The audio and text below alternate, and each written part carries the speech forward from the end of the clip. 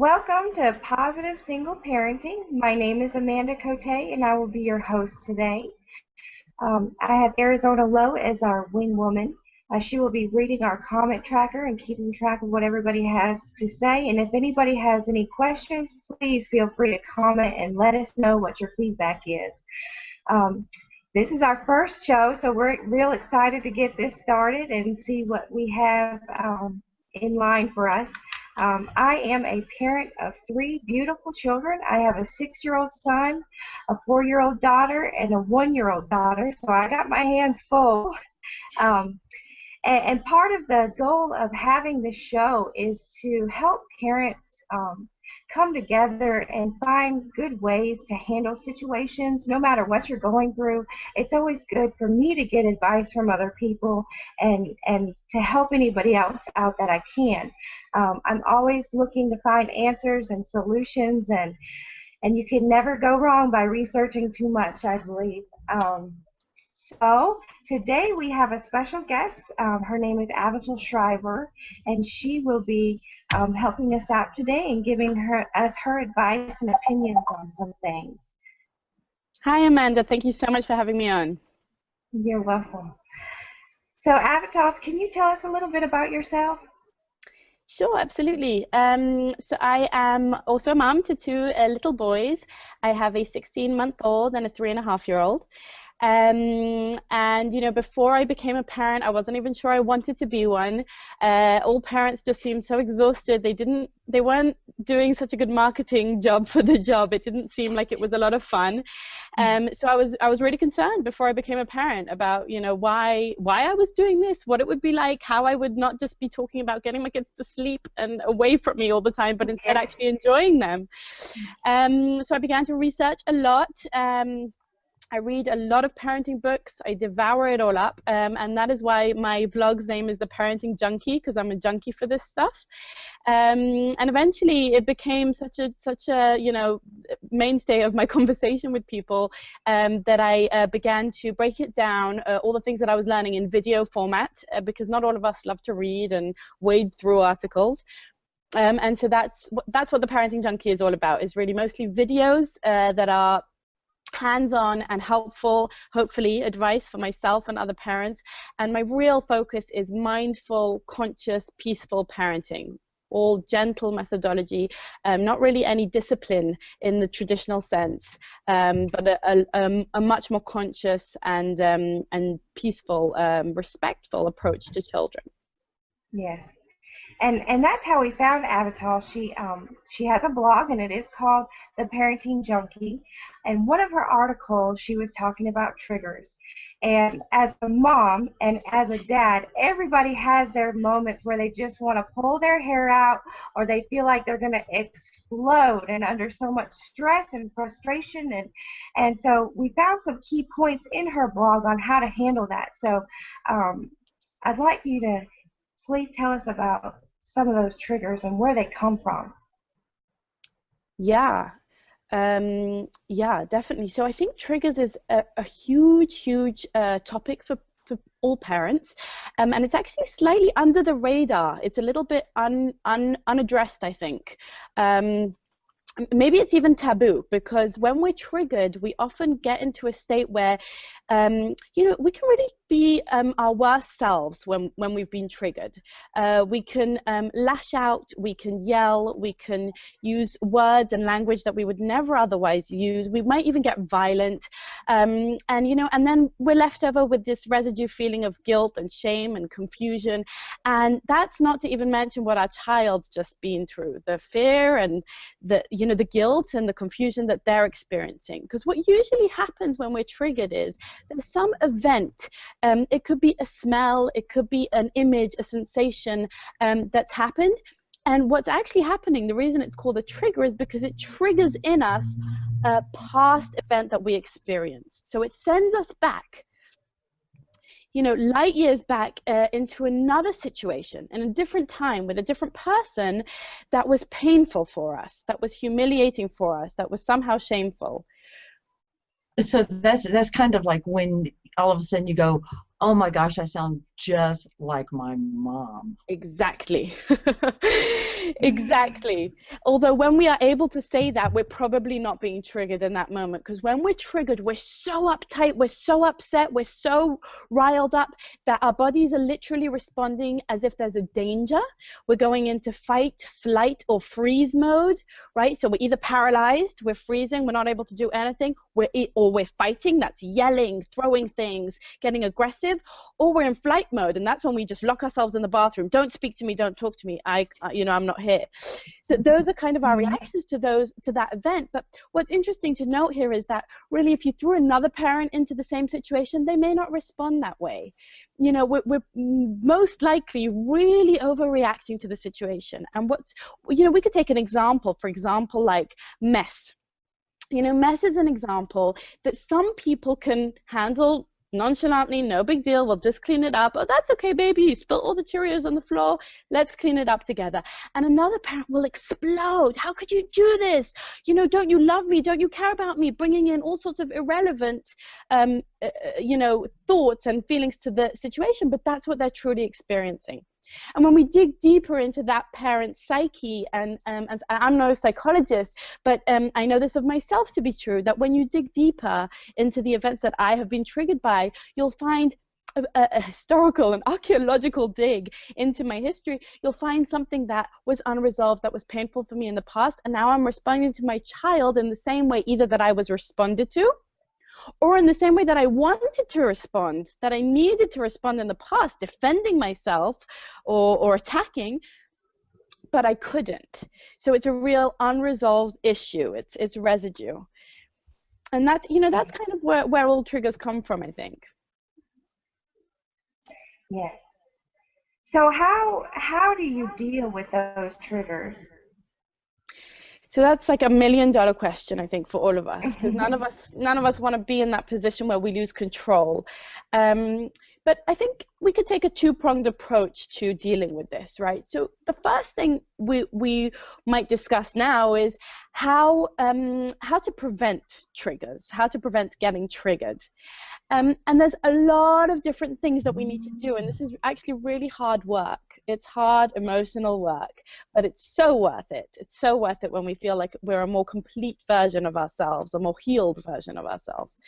So the first thing that we really want to do is dig deep inside ourselves and start to ask ourselves these questions, start to unravel, start to relive painful experiences of the past. And that's why this can be so emotionally draining, because we're actually exposing ourselves again to those experiences or to those relationships. But in talking it through with a close friend, in talking it through with a therapist, in journaling about it, writing it down, we can begin to understand what has happened. We can begin to understand our story, both in the practical sense of what actually happened and in the narrative, emotional sense of how we tell our story. What do we choose to emphasize? What has remained with us? What feelings? Do we feel like we're a victim? Are we holding on to that somehow, that we are still a victim, even now? For many of us, that's it. It's victimizing ourselves, right? And we felt like a victim as a child, and we still feel like a victim in the hands of our children. And it might be other things. Do we feel like an aggressor? Were we always made to be felt that we are the aggressor, that we are the problem? And are we again becoming the aggressor with our children? So, you know, trying to just understand is really the first step. And one of the most amazing ways to do this is, apart from therapy, which I highly recommend to every human being on the planet, but I think is also reading about these issues, understanding the human brain, understanding our emotional makeup. We have such good information about this these days. You know, people really know how we're built, how emotions work. So learning about it, and one of my favorite books for that is anything by Dan Siegel, Dr. Dan Siegel. So The Whole Brain Child is wonderful, and then even deeper is Parenting from the Inside Out. And this is a book that will take you on a journey to understanding your triggers and how to overcome them. So that's kind of my first part of the answer. That's, you know, thinking about it, understanding it, telling your story. The better self-understanding we have as parents, the better parents we can be. Yeah. So then, would you suggest, I'm sorry, I want to delve a little bit deeper. So would you suggest, let's say you do blow at your child, okay? Would you suggest at that point to sit and think, or to even maybe try to write down what triggered you? Yes. Yes. I wouldn't necessarily say that you could do that while you're in flight or fight mode. When your heart is pumping and your palms are sweaty and you're angry and you're about to blow at anything, or you're in the middle of shouting, you can't sit down and reflect. Your brain is not working that way. You're in a primitive brain mode, and you can't just use that higher functioning of, well, let me self-reflect. So it's not going to be in that moment. In that moment, the most important thing is to do no harm.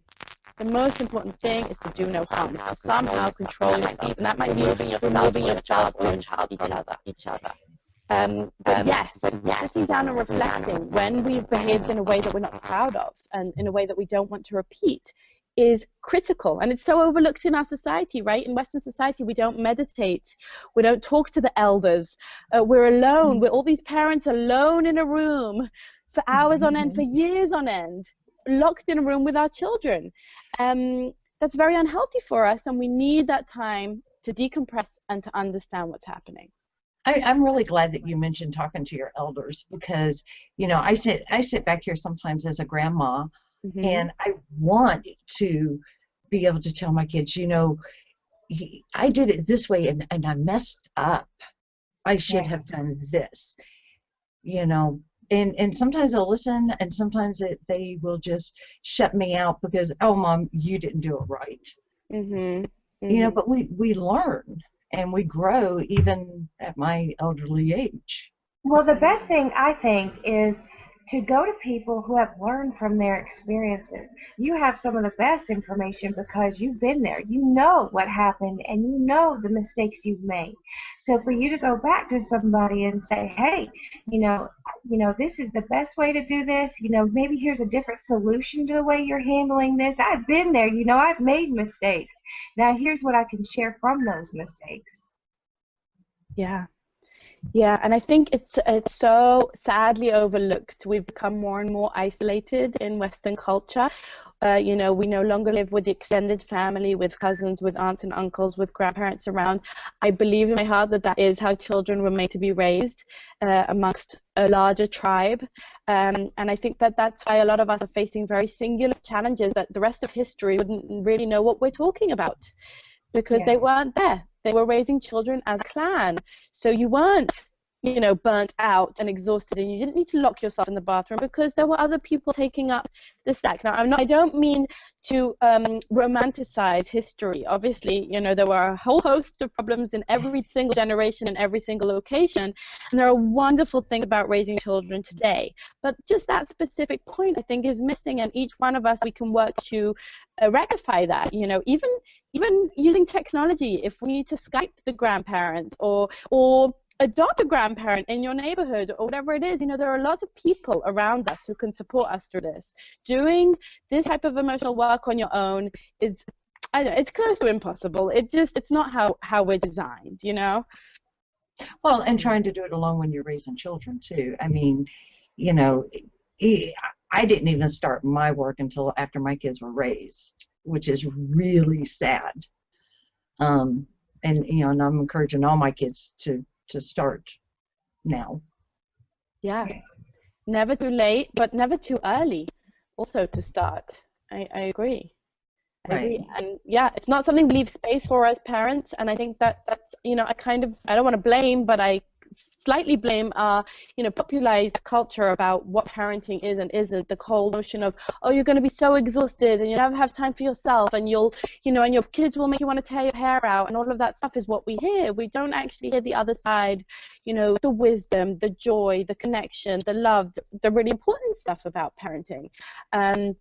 Not much room for that. So the soul searching and the spiritual side of really finding, you know, peace or connection or true joy, true unconditional love, you know, that's work. That takes real work. It needs tools. It needs help. It needs advice. It needs research. And you know, I'm kind of rallying behind putting that at the forefront of the parenting conversation. Definitely. I think recognizing that this is going on inside you is a huge step. And even people that don't have blood family or anything like that, find somebody that you can talk to, that you can even vent to, because everybody needs somebody, you know. And I think being honest and forefront and recognizing things is a huge step in being able to change the way things are running. It absolutely is, and it's the first step. And like you say, it doesn't have to be a relative. It can be a good friend, a neighbor, and it can be a journal. You know, it really can be your creative outlet. If it's dancing, if it's writing, if it's music, you know, expressing whatever it is that you need to express in a healthy manner will help you no end in not expressing it in an unhealthy manner with your children. So yeah, so this was kind of the first part of overcoming triggers, is all that self-understanding, and recognizing it is a huge step. Unfortunately, it's never enough. We can know a lot of things about ourselves. We can know that we have a problem. It doesn't necessarily mean we're managing to change it, just knowing that. So I think that there are a wide range of ways that we can change behavior. But all of them take a certain amount of consciousness and effort. So I go through this in the post that you mentioned on my blog, but I'll bring up some of those ideas and some other ideas here. But I really love this first step, which is taken out of simplicity parenting methods, and it is, when you want to make a change in your life, take a few moments to imagine what that change is going to look like.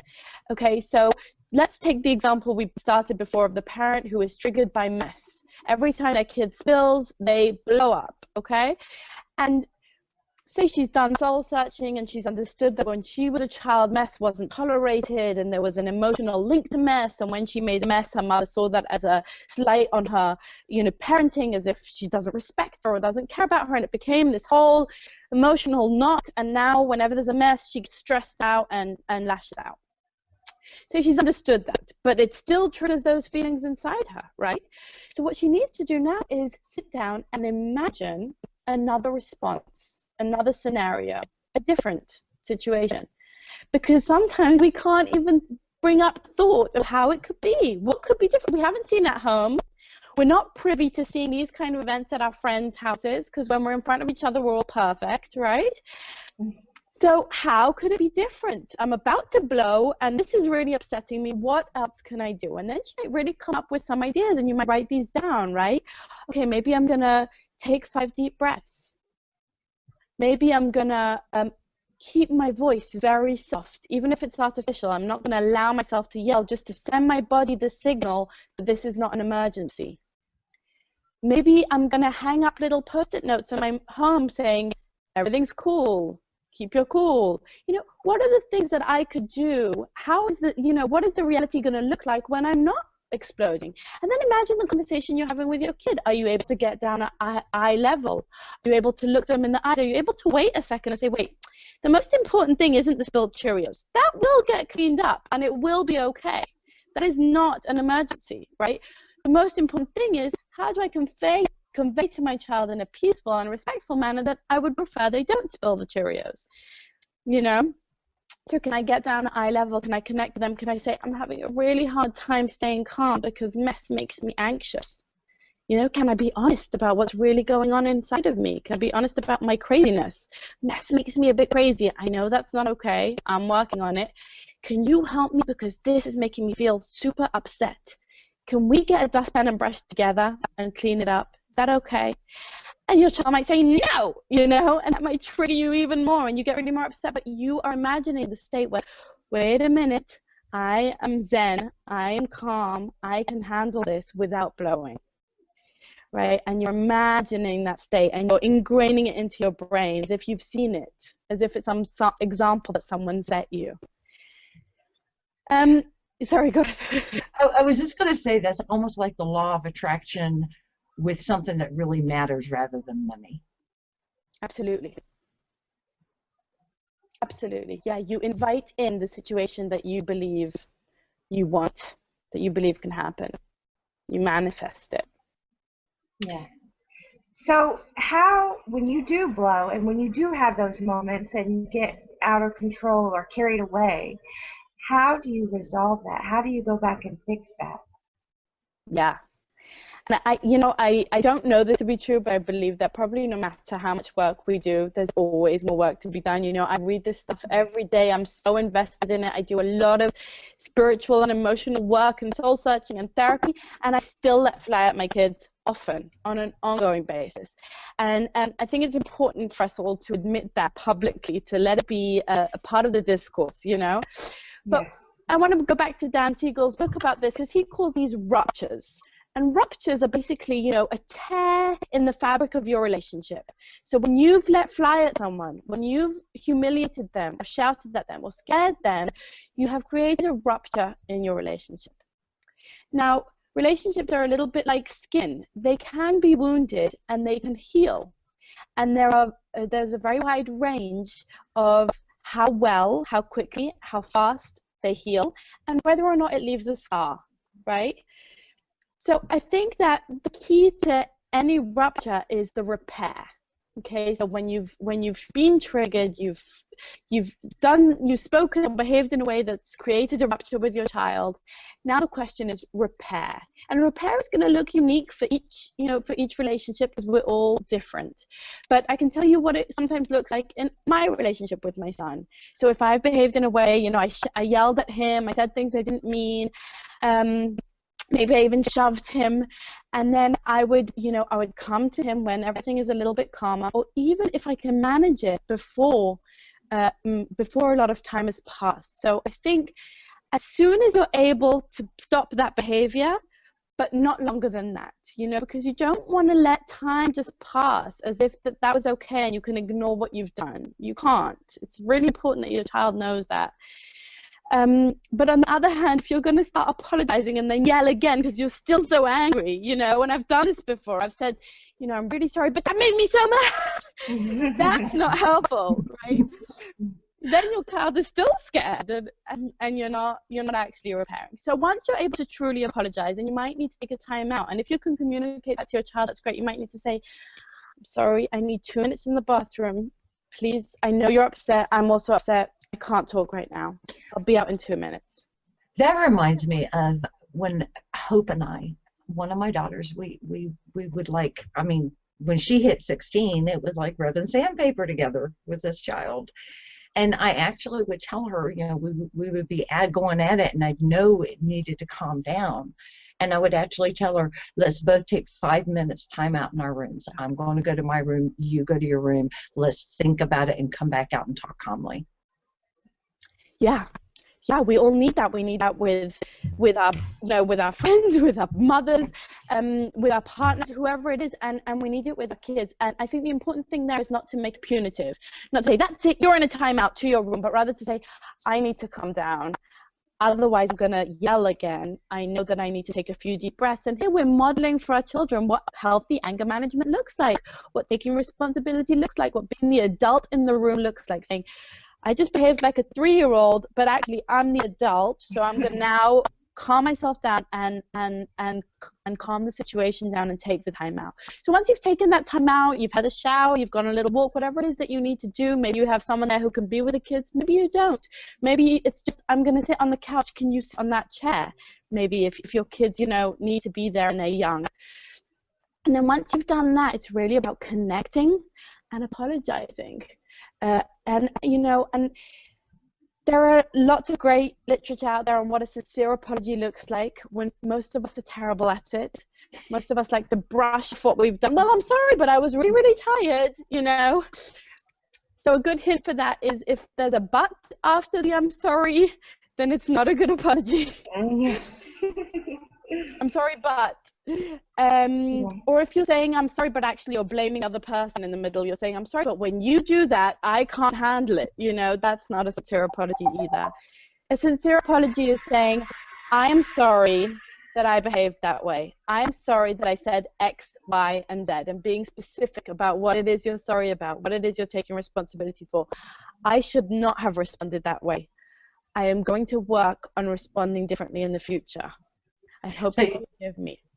Sorry, so go on. you added the key in there of what you were going to do in the future, not to do it again, which I think is huge in a sincere apology.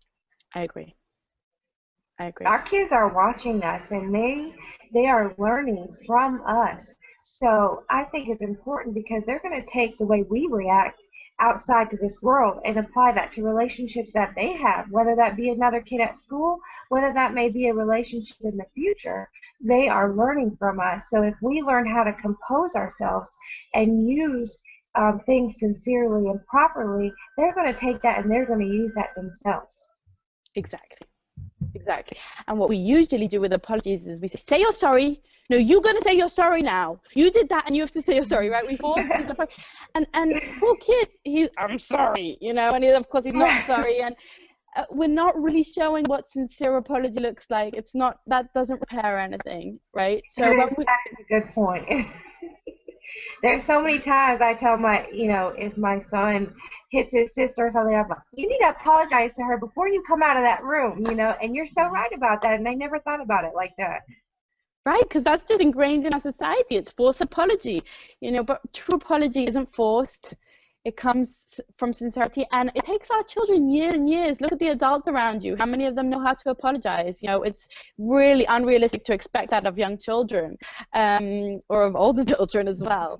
So the only real way is to see this as a long haul view, that apology after apology, repair after repair that we model in our relationship with them, they will eventually learn to do that in their own relationships. And also to respect, you know, to respect it when they don't want to apologize, when they don't feel sorry right now. It's kind of like just giving them the tools that when they truly feel that way, we support their ability to apologize. But yeah, I think back to our point earlier of saying how you plan to do things differently in the future is important. And I think just another point is that we often over-explain, and especially to young children, we get very wordy. We bring in a whole lecture. They can't process it. Their brains are not set up that way.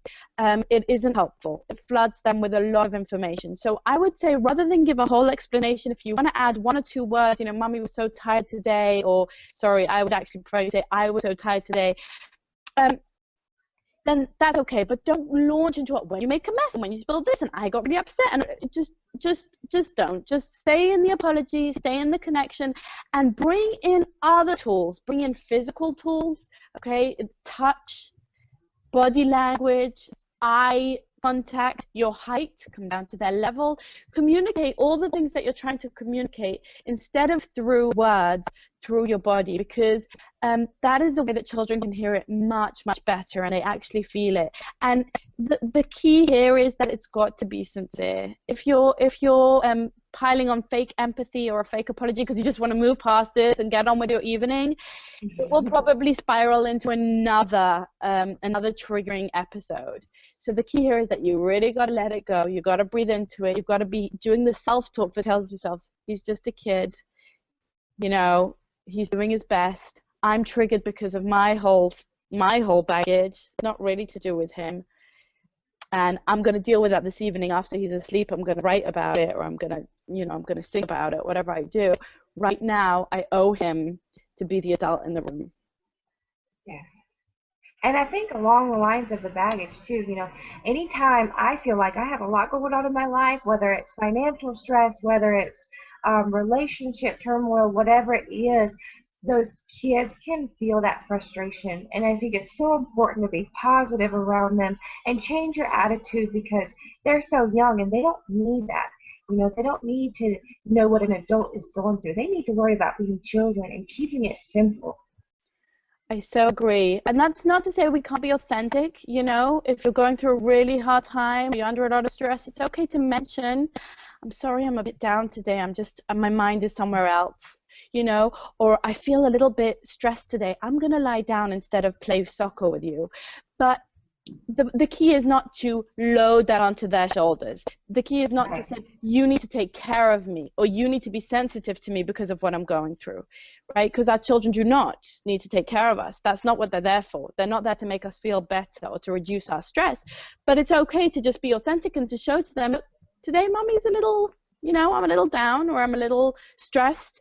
I'm sorry, my head's somewhere else, but you're great. It's nothing to do with you. I hope you'll forgive me being a little crazy today, but there's not, sometimes it's easy to pull them in, be like, oh, give me a hug, or make me a cup of tea, or be nice to me, right? Because I'm so stressed.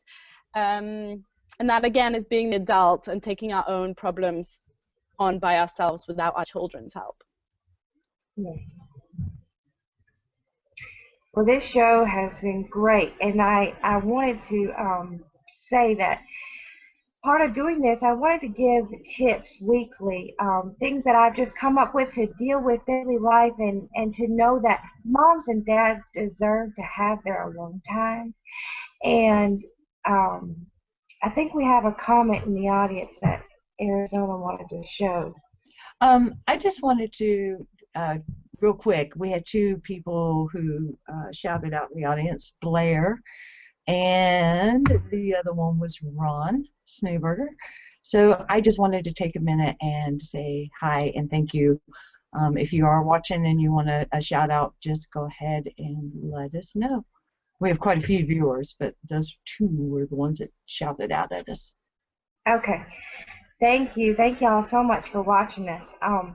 So anyway, back to going, I wanted to share tips weekly on my personal advice on how to get a break, because all parents need a break. All parents are stressed and get worn thin, and we need our own time. My suggestion for this week, or my advice, something that really worked for me, was I noticed that my mornings are such chaos. Everybody's going to get up and be ready for school. Sometimes I've got to run here or there, and I've got two in school, and I've got a baby. So how do I keep that better organized, and how do I wake up with a better attitude? And my solution was, if I get up an hour or hour and a half earlier than the kids do, no matter how tired I am, no matter how much I want to lay in bed and go back to sleep, if I have that time for me, and I can either read, drink my coffee, do something for me, I wake up much happier. My attitude is, way different. And those kids are, their attitude changes too when mommy's not running around like a chicken with her head cut off, and that I strongly, strongly recommend that parents, and I know it's hard because you don't always have someone to watch your kids, but take advantage of the times when they're sleeping or when they're occupied to do something for yourself, other than cleaning, other than laundry, something for you. I love that. I do too, and I'm so glad you realized that, Amanda. It is huge. Oh, it took me a long time because I felt guilty. I felt like, oh, I could be spending time with them, or oh, I just want to go back to bed. But I realized there was such a positive outcome from doing that for me. Yeah. So I think our time is about up. It went fast. Yes, it did. And Avital, it was so great talking with you, and I hope we can do it again. I hope so too. I can learn a lot from you. And I from you. Thank you guys so much. This was really wonderful. And thank you.